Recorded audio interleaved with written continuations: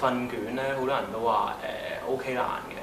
咁其實我考完之後都覺得係難嘅，但係上完星 Sir 嘅堂之後咧，就係理解篇文理解得好咗咯。即係好多人話第九味唔知係咩啊，或者係其他嘢啦。咁其實我就睇完篇文，其實都會用翻平時拆翻篇文咁樣，之後就理解到篇文咯。咁樣都明白個第九味嘅意思係咩，更加準確咁理解到啲題目，答到啲問題咯。其他卷都係嘅，即係上完星 Sir 嘅堂之後咧，都係有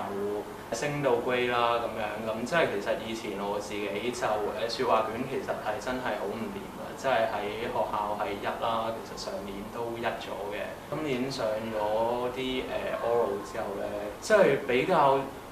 知道應該去講啲咩，同埋點樣拆翻條題目。今年説話都升咗上三，有老師講過其實我綜合可能係出到嚟會一啊，最後出到嚟個結果係綜合係攞咗4嘅。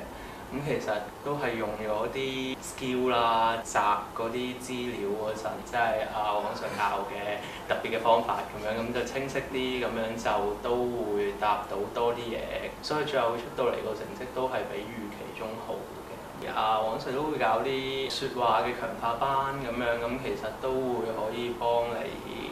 個説話提升到自己本身個水平啦，咁樣就可能你平時如果唔知你説話卷真係唔知講咩好嘅，咁樣都可以